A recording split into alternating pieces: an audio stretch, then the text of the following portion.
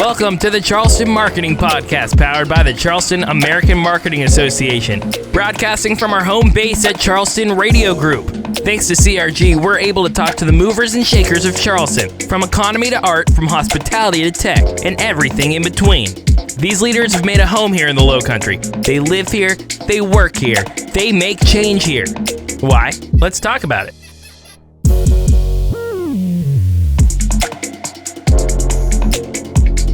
Hello and welcome to the Charleston Marketing Podcast, powered by the Charleston Marketing Association. We're recording in the Charleston Radio Group studios while Cause Films behind the camera, both supporters of CAMA. Now, let's not forget Jerry Feels Good with the beat at the front and end of the show. Thank you to all of our supporters. Hey guys, I'm Stephanie Barrow, your CAMA past president and founder of Stephanie Barrow Consulting, a digital strategy agency located here in Charleston. I'm joined here with my guest co-host, Jake Cosmore. What's up, Jake? Hey, Stephanie, good to be in front of the camera this time. I know, I like this dynamic. This feels good. I know, it definitely feels a little bit weird. As you don't know, I'm Jay Cosmore. I'm a cinematographer and DP who specializes in corporate marketing as well as commercials. I'm in front of the camera today with Ashley Smith from GSD Advisory. Stephanie, would you like to introduce Ashley? Yes, Ashley is my good friend, and I'm excited to have her here with me today. So I'm going to do the awkward thing of telling her long bio and all her great accomplishments right in front of her. So are we ready to make this happen? Let's do it. Ashley Smith is the founder of GSD Advisory, a marketing advising and strategy company based in Charleston, South Carolina. GSD Advisory leverages Smith's passions and 25 years of experience in connecting consumers and brands across music, sports, and entertainment. Prior to launching GSD Advisory, Smith was the vice president of brand marketing at Madison Square Garden, which is very impressive, overseeing marketing, digital content, customer experience for the MSG portfolio of venues, including the Garden, Beacon Theater, Radio City Music Hall, and Chicago Theater. Smith was the senior director of sports management and creative works for ESPN and responsible for leading sponsorship programs across SEC Network, college football playoff, and special music projects. Smith developed the Nissan Heisman House, numerous movie studio integrations across the ESPN networks, and spearheaded the first live client integration in the NBA Finals and partner Samsung. Wow. Yeah, it's amazing I've done all that and I'm only 25. I was getting ready to say, she has a very extensive bio. I could keep going on and on. But we're in great company today, friends. We're in great company. So how did you and Ashley meet? So I got very lucky because I've been living in Charleston for a while now, and I hadn't met many people who also had a passion for working in the music industry. And Ashley ended up coming to one of the AMA coffee talks, which was on personal branding. And yeah, we became fast friends. Yeah, I think Stephanie and I just kind of realized we've both lived in Los Angeles, New York. She lived in Nashville. I lived in Atlanta. And we both worked, I think, so much of, I call it the University of R&C, but it's Rogers & Cowan, which is one of the most iconic celebrity and film and actor, musician PR firms. And Stephanie worked there. I worked there. And I think so much foundation, at least for me, you probably feel the same way, that I still apply today in my marketing efforts, I learned at RNC. It's awesome. Yeah. Managing a big brand like a celebrity, there's no difference between that and then crisis control for a small local business. I definitely applied all my years of working in PR and entertainment and marketing to make cool content now, which is fun. Yes, it's very fun. So yes, I think all kindred spirits that moved to Charleston kind of somehow serendipitously Find each other. Yeah. Find each other. Yeah. Yes. I agree with that. Yeah, I kind feel of fun. It's like a melting pot of people from everywhere else. This is one of the reasons I love Charleston so much. Now, with all of this extensive background in marketing and living, like you said, all over the world, how in the world did you end up here in Charleston? I get that question a lot. So I am originally from the South. I grew up in Virginia, as you did. Another Virginia. I went to school at the University of Alabama, Roll Tide, and I wanted to, I think, get back to a Southern environment.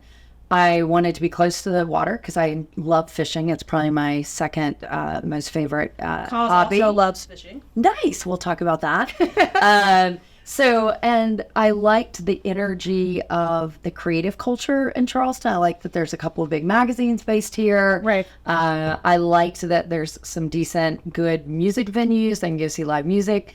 And then lastly, I liked that it had an active downtown. I miss that from New York as far as just the energy of being able to walk and do things. So that's what part of, and I guess the last thing is just to open up a business with the financial responsibilities in New York was just not an option that I wanted to explore. No. So while I think a lot of folks think Charleston's expensive, it was much cheaper for me, much more cost effective than New Direct York. flights to New York, to Nashville. Now we have some to LA, Sin City. So I loved it. I think it's such a vibrant city. I think the marketing community's very well connected. I think you guys have done such a great job with the AMA chapter here. Thank you. And so I've loved it. 5 years in, and I don't see myself leaving anytime soon. Please don't leave. I would be very heartbroken if you left. Now tell us a little bit about GSD Advisory. Tell us a little bit about the name and all the things. So, mom, earmuffs. But I think in all my years in corporate America, you have to go in for the annual reviews. Right. And to be honest, I kind of think those are BS, but we'll park that. And one of the pieces of feedback that I would always get is, oh, Ashley's fantastic. She gets shit done, but she kind of, sometimes can rub people the wrong way. And as I thought about opening my own company, I was like, I'm going to lean into that. Right. Because I do get stuff done, shit, whatever. And thus it's GSD. So I will say if it's someone I'm not quite sure what they'll think, I say I'm a big fan of German Shepherd dogs, and that's what it is. Okay. But anyway, I think what I wanted to do in opening GSD was two specific things. One was work with talent. So whether that was broadcasting talent, folks that do mostly sports broadcasting, or working with companies to help them develop their brand strategy, marketing tactics, how to help them org their marketing departments.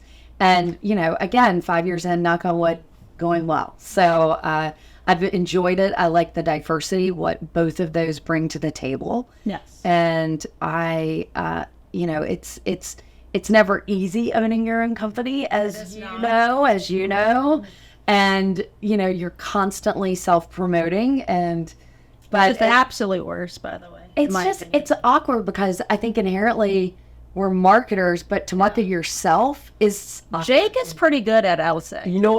Because I don't try to do traditional marketing routes. I think the peer-to-peer and just talking to people, I think the best marketing is I like to be friends with my clients. I don't want to work with a stranger. I want to work with someone I know. Sure. My business, and I guess all ours, is being able to tell a story. And by getting to know the client, we're able to better understand their story and better explain it and tell it visually or auditorily. Yeah, you're 100% right. Authenticity is at the heart of marketing. It is. Whether you're introducing a new consumer products goods or promoting a cinematography business, authenticity matters, and people, I think especially now, consumers and clients alike kind of see right through that. Me too. Now, you're talking about authenticity. Is that how kind of you aligned with things that you love for your business? Like you aligned with sports and music and...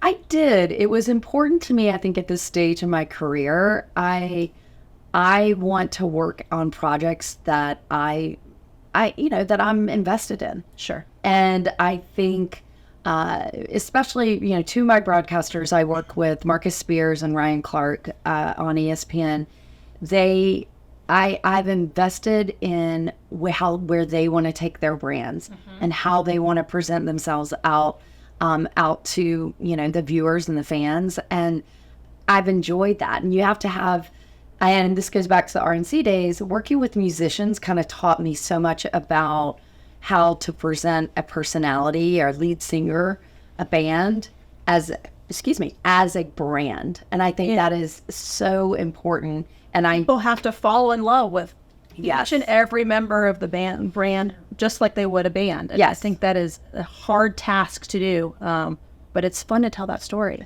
It is, and I think Jake's point is spot on. It is all about storytelling. Yes. It's helping them to define what their marketing pillars are, how they're going to lean into that, and anything that they put out on social media or talk about in a PR interview or reference at an event, it should always correlate back to one of those pillars. And if you're doing that, hopefully you're having success. Yes, absolutely. And you have like a wealth of music industry experience. I was very fortunate. My internship, my senior year in college, was with the promoters in Birmingham, Alabama. It's called New Era Management. And from there, they managed an artist named Brother Kane. Brother Kane got an opening slot for a small little rock band y'all might have heard called Van Halen. Nice. And this, pearl-wearing sorority girl was allowed to go out on tour. And, it was just magical. I loved the energy of, it sounds obvious, but when those lights go down, and it's interesting, the lights go down, your artist is on stage, that's really when you're working with the artist, you have the opportunity to actually do work, decompress, kind of figure things out. From there, I moved out to Los Angeles, was able to work with just a variety of artists. But the one that I think really look back on fondly, and people always laugh when they hear this, is I was Motley Crue's publicist for several years. And you have some story. And I do. I also say very quickly after that, I learned enormous volumes about brand marketing from Nikki Sixx. Okay. He knows what a brand is. He knows the brand of Motley Crue. He knows when to flip that switch and turn it on. Right. He also knows when to go into dad mode, go into husband. Who is Nikki Sixx? Oh my God! All my time. I was waiting for this. Oh my God, Jane. All right. Nikki Sixx is the primary songwriter and bass player of Motley Crue. Okay. Arguably, top 10 notorious bands of all time. Yes. They've sold. You do know I know why I've kickstarted my heart on my playlist. Okay. All right. So I just know the band all right. members. Fun story. Look this up. Kickstart My Heart is about Nikki Sixx ODing from heroin and the ER doctor bringing him back to life. Jesus. True Wow. story. That's in his book. That's in the movie The Dirt. Their book The Dirt, I'm in, which is my claim to fame. It was an incident where there was some arguing, and I'll let everybody read the book, and I have my version of that night, and they all four of them have their version of that night. But yeah, Nikki Sixx, definitely, especially for what you do, he's a photographer, and he's just, I think, a storyteller at his core. And he so impressed upon me, details matter. Right. And, I talk about this a lot, and this was, at this point, probably like 97, 98 when this happened. We were doing an event. It was a retail event. I, frankly, probably didn't have immediate responsibility to participate in it, but I was on the road with them as the tour publicist, and it didn't go well. The guy that's in charge of retail had them slicing a guitar. Well, that was cheesy, and Nikki recognized it was cheesy. What were they slicing a guitar with? A chainsaw. Literally. So they get back on the bus, and Nikki just rips me a new one and by the way, rightfully so. I want to make it perfectly clear. He was 100% right. And from that moment on, I've been so conscientious of if I'm doing anything with a client, even if it's not my area of direct responsibility. Right. I am so in the weeds on details because I want to ensure when they roll up and do this event, their takeaways are positive. So yeah, but people laugh all the time because even now when people are like, you are touring with Motley Crue, and I'm like, yes, I was. That was a highlight of my 20s. I bet you saw a lot of people come and go on that tour bus. Let's just say that, yes, there was a lot of stories. Sex, drugs, and rock and roll. You know what I love about talking about these kind of incidents because it reminds me of like PR and crisis management, and how back in the day we were having a discussion in the green room or whatever you call it here at the Charleston Radio Group. We were talking about some of our former clients who are currently, like, we won't drop names, that are like making headlines right now for being in a PR crisis. Yeah, so you and I have a lot of background in the PR crisis industry, and I'm sure you've dealt with that a lot with big bands like this. Yes, and I'm very grateful that my time in working with those artists was pre-social media. Oh, amen. Even now with some of my, clients, they're heated. They're, as a guy maybe smacks talk and argues with their point of view about a game or a player. Mm-hmm. And your human instinct is to defend yourself. Sure. And you have to remember on that big of a platform and that size audience, sometimes you defending yourself is going to just lead to a whole negative hot mess. And that's part of about our jobs that's hard. Right. I think if they do get themselves in a mess, I think that's where your experience is so important to help them dig out of a crisis, dig out of maybe something they said and then went to bed and they wake up to, a social media shitstorm. Right. And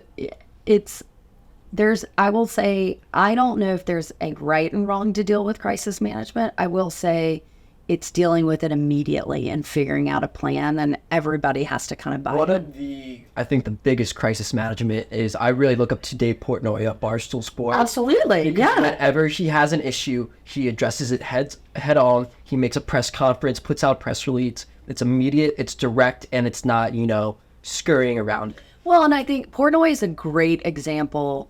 He is allowed to do that his way, that way, because he owns the company. Yeah. Right. And unfortunately, not everyone owns the company that they work for. And so they find themselves in those predicaments. And that's where you tend to get I think, standard apology, mea culpa, I'm going to rehab.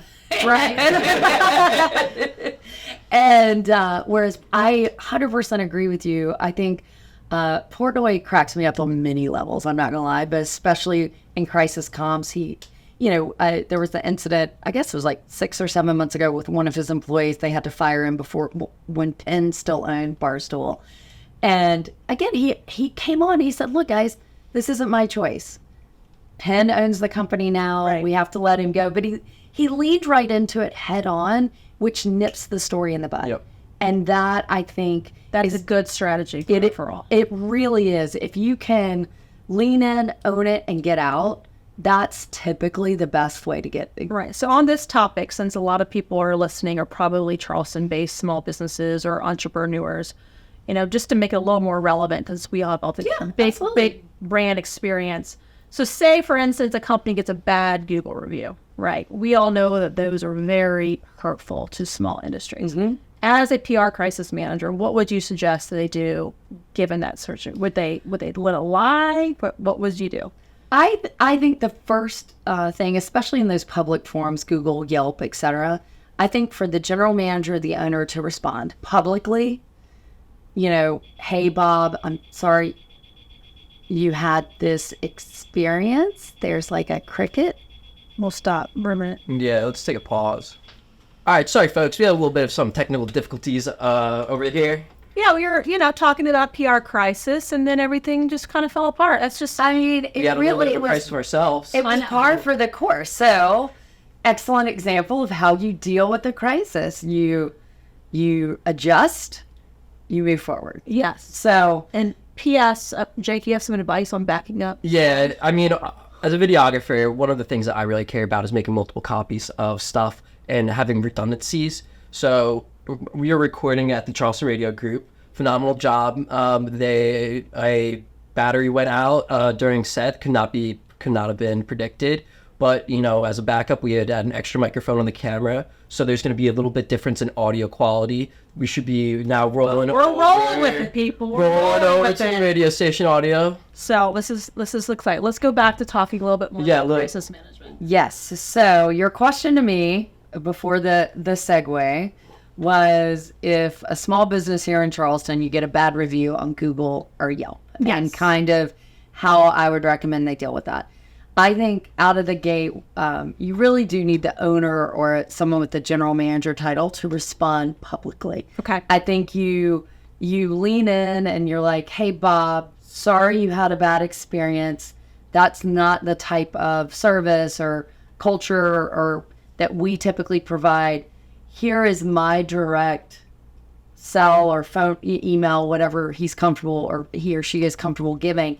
Because then you as the owner, you're taking responsibility, whether you agree with it or not. Right. You also then are giving them a method to reach out to you personally and help you help them solve the issue. Now, with that said, I think everybody in Charleston is probably familiar. Now I'm going to space. What are the guys that have the amazing phrase? Oh, I was really thinking about that. I was going to bring this up. I think what he does is fantastic. I think it's Jesse. Yes. Yes. He takes it. I mean, I've seen the stuff he posts on Instagram. It's very him. It's very blunt, and it's like no apologizing. It's like a long, funny rant about his inner working of his mind when he's talking about something. All his Free Britney Spears posts had me in stitches. Well, and it's just how he addresses if somebody gives a bad review of Co-op. If somebody comes in and says, hey, I ordered my latte, I had to wait 15 minutes, WTF.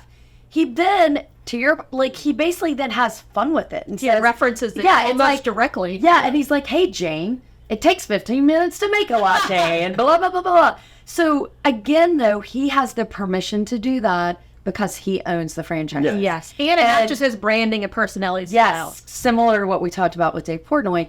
I think you really have to lean into what your brand pillar is. Right. He's comfortable enough saying, you know what? If Jane never comes back after her latte wasn't made in 2 minutes as opposed to 15 minutes, so be it. That's $5 I lost. I don't care. Yep. I'd rather have fun with it on social. He gets the earned media because everybody shares it because it's funny as shit, and he moves on. I think that's two different. You have to kind of decide. I think restaurants, especially in Charleston, I think are hypersensitive to their reviews. And you somewhat have to decide how you're going to handle it. Right. I also want to say, like businesses, owners like ourselves, like who do B2B, we can't handle a situation like that and can't call out a company and be like, exactly. And that you could never do, you just can't. You have to, unfortunately, you have to give vent about it with with friends at martinis at halls as opposed to calling them out publicly. Call Stephanie at 4 a.m. and rant. I get his phone calls, yes. So. But that's how I would handle it. And my last suggestion on that matter, think about how you want to handle it before it happens. Yeah, absolutely. Because I think, especially as a business owner, you do have to be prepared for that. Not everyone is going to have an amazing install with your plumbing equipment or, meal at your restaurant. How do you want to handle a negative review? So then you're prepared if it happens. It's interesting to me, I'm sure like for you, when you come from bigger markets and then you come here and then you see something blow up. So there's a PR thing happening right now in Mount Pleasant where there's a place of business, I won't call out any names, where the HVAC system has been broken for a long time. Okay. And people are buying tickets to attend this place. And they're sweating bullets, it made the news. If you go on the Mount Pleasant, local business Facebook groups, or hundreds and hundreds and hundreds of people just complaining about this business for good reason, right? Because they're not handling it. So the other day I was just curious, so I went to their Google page, and goodness gracious, if you look at their reviews, they are just torturous, and they're not addressing any of them. See, now, all right, right, I'm curious because I know you have an HVAC client. Oh no, but they're not. The problem is not HVAC. I have a client that I contacted. And I'm like, you need to call this business. Yes. And you need to help them out. But they're a huge corporation. And got it. So the local business owner probably doesn't have the wherewithal to move forward because it has to go up the chain to fix it. But in the meantime, the PR that is getting from this crisis in this small community, the weekend that Barbie was out is huge for a city like Mount Pleasant, where it's like, we got nothing else to talk about. We're going to talk about this business over and over and over again, and we're going to leave hundreds of reviews. Well, It's sad because you don't know what the best course of action is, other than just shutting the doors temporarily until this issue has been fixed. that's funny. I need to go and read those afterwards. I haven't read them. They're all on Live 5 News. All of the news. My sweet husband Matthew will send me one and be like, see, I sweated bullets in Barbie for no reason. I'm not the only one. Nice. Anyways. So where do you see your business in 5 years? Great question. I think ideally I think the one thing I feel like I'm missing right now is an active music client. Oh. I really want to get back into the storytelling that you can do with musicians and artists. And so I'd hope in 5 years, perhaps I've kind of gotten one of those back. I can sing, Ashley. You saw the karaoke videos. I mean, if you'd like to give a rendition right now of Skinner's Give Me Three Steps. I'm going to get out my phone and play some videos from our epic podcast parties. But I think ultimately in 5 years too, I want to have some continued success with the, my broadcasters that I work with. I think that's fun. And then lastly, I really like looking for opportunities for different companies and brands and connecting them. And then I get to kind of walk away. Yeah, you're a really good relationship facilitator. I enjoy that aspect of, at this stage in my career, I've been blessed to have met and interacted with a lot of different people. And I think if I can help somebody make a connection to move forward with an opportunity, that works for me. I also, I'm on the board of the University of Alabama's Communications School, and that it's something that's hypercritical to me that students, especially here now, is relationships matter. Absolutely. That 100%. And it's so, whether it's a friend of your parents or somebody you sit next to on a plane or, somebody you meet just walking down the street, you never know where that introduction is going to lead you. And the last thing I'll say reach out to people with relationships when you don't need something. Absolutely. Because then when you do, an example, a CMO of a very big brand, and I go way back, I made a point to send her an email about a month ago about the new campaign they had rolled out. Just hey, hope you're doing well, saw the new campaign, looks awesome, peaced out. Right. Now, 6 months from now, if I want to go back and, she wrote back, we had a great back and forth. That's seeding the relationship. That's cultivating my community. And then I can go back, hopefully, and then pitch some of my artists to work with their brand. I totally agree with you. And I think one of the reasons, I'm 23 years old. I just graduated college this past May. That's why you don't know. That's how we do it. Yes. Okay. I think Musically educate them, people. I think one of the reasons is that, I was able to help grow my business so fast is just because of the relationships. Mm-hmm. I will talk to a brick wall for hours. I don't mind talking to a stranger, going up to them. And I also don't mind asking them, like, hey, can you introduce me to so-and-so? Like, I know you're friends with so-and-so. And they feel so good about that because it's something so easy for them to do. And it's like, they feel like they're helping you out and it's a favor for you. Well, and I think that it's the connection point and understanding how to use those connections. And it sounds horrible to say use the connections, but it is what it is. It's not a negative. It's networking is a part of being a local business owner. For sure. And I think certain people, certain personalities, i.e. the three of us, we're chatty Cathy. So Right. I feel like good people just bring about other good people. Yes. So at the end of the day, as a consultant, as we're all consultants, you want to work with people that you like, that you trust, and their character. And I think being, that's a big part of it. yes. So I know we talked about building relationships and all that. There are some relationships where, like, I've had to cut off. And as business owners, you can tell the clients who want the most out of you, willing to pay the least. And they think everything that you do is the absolute world.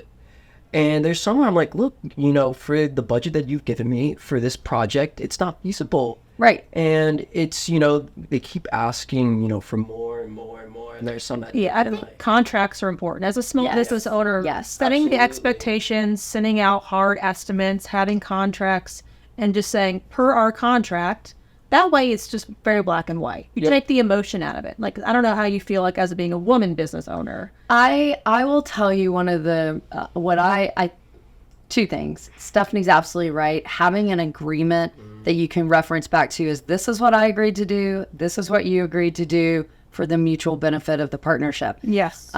Key.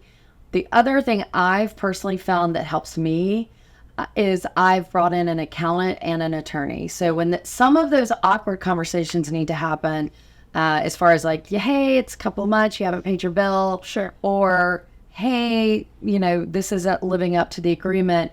If I don't have to be the bad cop necessarily as the business owner, It doesn't hurt the relationship. right? And so you kind of can play it that way. I do think that is one of the harder things about being a business, especially in marketing, when you do want to sunset a client and they perhaps want to continue with you, and you're like, no, we're good. We've had an excellent partnership. It's been awkward. I've had a couple of incidences of that since I've started my consulting business a couple of years ago, where they looked at me like family because I am very good at cultivating relationships, and it's authentic for me. Like I love everyone I work with. If I didn't enjoy them as humans, I would not work with them. But sometimes, like the ROI, you're looking at it, you're like, it's just for the amount of communication, it's just not necessarily worth what I'm bringing home. Exactly. And it's been hard to say goodbye to those people. But like you said, I'm still fans of them. I'm still fans of them as their businesses and as humans. And so I reach out to them and say, happy birthday, how are things going? Please remember me if you need anything, that kind of thing. But it's putting a straight line to protect yourself. It's just very important. And you have to. And I think it goes back to, it's business. It is business. And at the end of the day, you do have to maintain that. Oh, I'm a bleeding heart. If a nonprofit calls me and they say I need X, Y, and Z, odds are I want to be up at 2 a.m. doing something for free for someone. But over time, and you just get to the point where you're like, there's only one of me.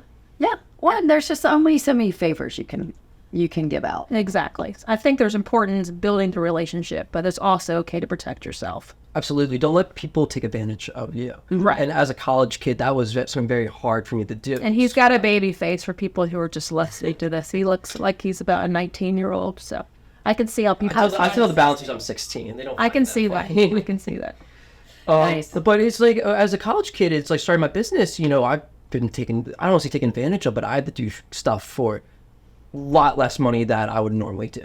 Right. And I had to say yes to a lot of things, put a smile on my face, do a lot of stuff I didn't want to help grow and build my business. Yeah. Well, and that's, you have to look at that as an investment. Well, now I'm like... Even when I started out in my 40s doing my own business, what I'm charging now is not what I charged 2 years ago. 100%. My rates Same. have gone up, and my workload is like, okay, we have to do X amount of hours. I'm not gonna do it for $400 for social media. Like, we're gonna do all inclusive, like I'm an acting CMO, or it's just not worth the time. Yeah.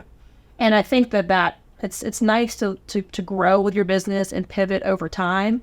And then that's the same thing with apps, for listeners who are small business owners. Look at your services. Look at your list of what you're offering people. The economy everything is going up. Everything is going up. So people's services go up as well. You have to constantly understand what your value is. Yes. And ensuring that you're charging the right amount for that service, for that offering. Right. And, I think especially as local business owners, it's important. And then to communicate that out and not be embarrassed about it. No. It's... As well as also investing in very strong marketing so you can justify and win that customer's loyalty where they would be able to come back and willing to spend the money. Right. Like Taylor Swift, for example. I know you're big in the artist. Like, look at the marketing that she's done for herself and the image and the brand and the Taylor Swift story that she's created, where fans will fly all over the country or from all over the world to go see her play. And I was looking at tickets yesterday for her Miami show. How is there $1? Like $1,200 a ticket. My daughter really wants to go see Taylor. And it's so funny. So I'm not, and don't come at me in the comments. I am not a Swiftie. I respect fondly what she does from a marketing perspective, but I have been fascinated how much money people are spending to go see her live. Because in my opinion, like I would go pay that much to see Stevie Nicks. Because P.S., Stevie's getting ready to, there's gotta be bucket list people. So to me, that's the distinction for me is like, I could go see Taylor Swift for the next 20 years. Right. And I'll perhaps go see her when it's a little bit more cost effective. I saw her years ago. It was not crazy like this. But whereas I recently just got tickets for Aerosmith and that to me is because I know Steven Tyler and Joe Perry aren't going to be playing together much more. And I want to see that before they fully retire or get back to rehab. There you go. There you go. So what do you have coming up now? You're talking, so we're recording this in the fall. Okay. And so I think this will come out in the spring. So right now for me, very active with football sponsorships for some of my talent. So Marcus has an amazing partnership celebrating his love of cooking with Louisiana Fish Fry. Love it. And he is the chief fry officer, which has just been a super fun campaign and lean into him. Ryan just launched his new series, Inside the NFL, kind of the legendary NFL film series on CW Network. Nice. And so really it's just specifically with those two, it's focused on the sponsorships that we do for the season, focused on kind of already looking ahead to the Super Bowls in Vegas this year, what opportunities might exist on site there. And that's kind of the focus right now. So you get to go and experience all the things and be like man. I have been very blessed to go and experience all the things. There are two events I've yet to go to, and I've kind of made that a goal for the next 2 years. The Derby, which the whole time I worked at ESPN, never went to the Derby, which I'm not quite sure why I didn't do that. And then the Masters. I also don't know if I could go to the Masters because I'm not a quiet person. And the whole thing, you have to be like quiet as well. Oh, yeah. And I would definitely be the person laughing and like, What about Live? As far as going to a live event, like, what do you mean? Yeah, the Live Golf? Oh, like, no, I haven't been to a live golf event. No. Can't be like that. Offer. I'm like, live? Well, no, it was funny because I was like, Liv Tyler? Steven Tyler's dollar? Where? I was like, where are you going with it? So, I mean, I like Live Golf personally. I cannot stand the Masters because of how strict it is. I think, I forget who it was. I want to say it's Bubba Watson. But walked out, they played a Travis Scott song, hit a hole in one. The entire tee box just went wild. That makes me want to go drive and would make me want to go to. I think what you're going to find, though, you're, like you said, you're 23. Yeah. I think your demo, what's your generation called? Are y'all Zers? Are you? Okay, that's we'll research that before this episode. Before this podcast post, we'll research that. I think, though, your generation is going to get introduced to golf through Live, which is good for the sport. Right. Then you're going to transition into loving the Masters. And because the Masters is iconic, it is nostalgia, it is the pinnacle of that sport. You won't be there yet, though. We'll discuss in 10 years. We'll discuss in 10 years, but that is my prediction. Now, you haven't dropped your Instagram handle yet, because I like watching your Instagram handle populated my feed, because she's always with you're a tall woman. Yes. But she's around these men that look like being golfers, and so sweet, and like teddy bears, and it's just really fun to see all of your happenings on Instagram. My Instagram handle is GSD Advisory, and yes, I usually, it's a fun mix. I do enjoy doing some flashbacks. So I have had, some awesome opportunities and been at fun events historically. I posted a picture the other day of me and Chris Berman for me. Yeah. And so many people were like, oh my gosh, you knew Boomer? And I said, yes, he was not happy that I asked him to take that photo, but it's an iconic memory for me. That's awesome. So yeah, definitely join, follow along, and I think it's important to kind of extend your community, and that's what Instagram and all social media is for. So yeah, and she's awesome. You should connect with her on LinkedIn because she's one of the funnest people in this city, and a lot's going on. So well, thank you. I think you're pretty fun too, and Thank Jake, you. I think, is fun too. He is. My objective is I'm gonna do a side podcast with Jake and just break down his activities in downtown Charleston. The downtown going out scene. Yes. I'm going to call it Downtown I with feel Jake. like I'm Jake's mother sometimes. I get these like long, like 16 paragraphs, and I'm like, looking at them going, he found the love of his life tonight. This is great news. And by the time Ike goes to bed, he's like, I'm just so upset. I'm like, oh God, my son. I got to go downtown and rescue him from some who knows what. So it's pretty funny. You should definitely do your own series about, You got to do like a the Crosmore adventures. I don't think downtown. reality TV. I don't know. I have my own issues with reality TV, but no, I think just very hyper focused on little shenanigans. Listen, I don't go out a lot, but when I go out, I go out to go out. When he goes out, I get to hear from him, so it's kind of like a wellness check. I'm like, oh, sorry, I'm so rooted. I will say I am grateful and I get to be a business owner now because there was not social media when I was 23. Because heaven forbid, if there had been cameras and constant capturing of my shenanigans at 23, What I like about it, it's like a bed nails effect. It's not just not me who's going out in Charleston. It's not me who's going out and having a couple drinks. Right.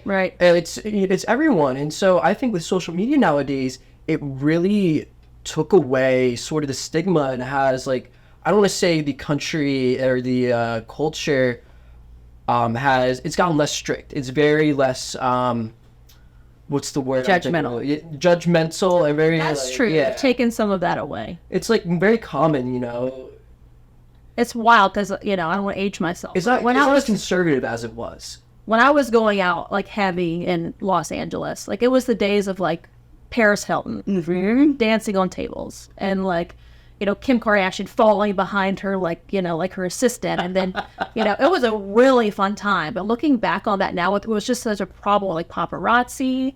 So I guess social media does kind of take some of the element of that away, where you don't have to worry about the It does, but bring it then. But then at least the paparazzi for 99% of the time was stopped at the door. That is true. Now what happens is if you are someone of note that people know you, you go into a restaurant or bar, you are wanting to have a good time with your friends, and there's always that bud in the corner filming you 100%. And that's an invasion of privacy that it's just there's always going to be news outlets that buy that, so it's always going to be valuable, which is unfortunate.